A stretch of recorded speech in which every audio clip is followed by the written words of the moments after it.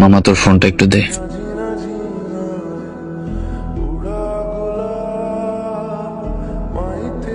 লামিয়া কোথায় তুমি? বলো। আমি বাসায়। দুপুরে খাইছো? না, এখনো খাওয়া হয় নাই, গোসল করে আসলাম মাত্র। বলো, তুমি ফ্রেশ হও নাই? খাবার খাইছো তুমি? না, এখনো কিছুই করিনি।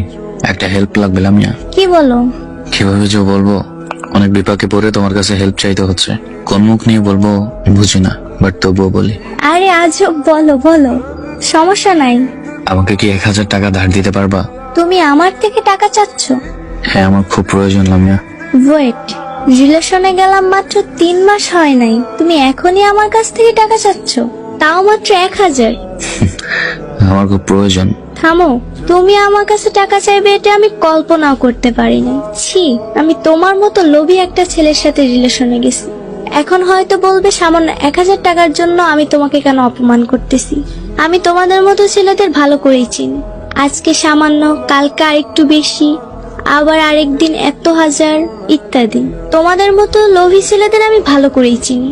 নিজের প্রতি ঘৃণা হচ্ছে যে আমি তোমার মতো একটা ছেলের সাথে এই কয়দিন রিলেশনে ছিলাম।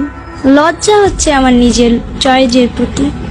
আর কোনোদিন SMS দিবা না আমাকে, দেখা তো দূরের কথা।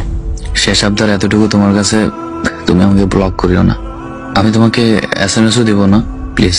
ঠিক আছে।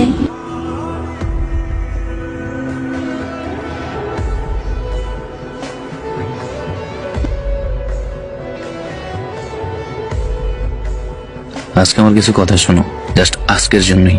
হ্যাঁ বলো। সেদিন আমি 1000 টাকা তোমার কাছে কেন চেয়েছিলাম তুমি জানতে চাওনি। তুমি টাকা তো দিলেই না, বরং আমাকে বিভিন্ন কথা শোনালে। আজকে তোমাকে সব বলবো, কেন সেদিন সবকিছু রেখে নিজের লজ্জাকে গোপন করে সামান্য 1000 টাকার জন্য আমি তোমার কাছে হাত পেতেছিলাম। আমার ছোট বোন সবার ক্যান্সার ছিল, ও চিকিৎসার জন্য আমাদের সব টাকা শেষ হয়ে যায় প্রায়। বিশ্বাস করবে কিনা জানি না, আমার ছোট বোনকে বাঁচাতে আমাদের প্রায় কয়েক লক্ষ টাকা শেষ হয়ে যায়। এমন একটা পরিস্থিতি এসে পড়েছে, ঘরে খাবার খাওয়ার মতো পরিস্থিতি ছিল না। এতটাই ক্রাইসিসের মধ্যে ছিলাম আমি এবং আমার ফ্যামিলি। বোনের চিকিৎসার জন্য নিজের হাতের ফোনটা পর্যন্ত বিক্রি করে দিই। আমি সেদিন আমার বন্ধুর নাফিজের ফোন দিয়ে তোমার সাথে SMS করি। সবশেষ আমার বোন মারা যাওয়ার আগে বলেছিল, ভাই আমাকে একটা পুতুল আর কিছু চকলেট কিনে দিবি। আমি বোনের শেষ ইচ্ছাটুকু পূরণ করার জন্য তোমার কাছে ভিক্ষুকের মতো 1000 টাকা চেয়েছিলাম।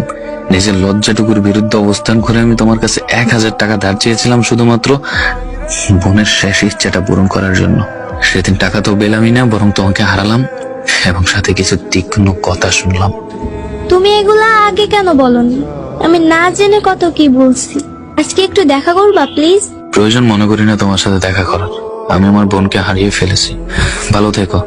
কাউকে যাচাই করার আগে একবার হলেও তার পরিস্থিতি বুঝে তারপর তাকে আঘাত দিও, কারণ প্রিয় মানুষের দেওয়া আঘাতগুলো একদম ভিতরে গিয়ে লাগে।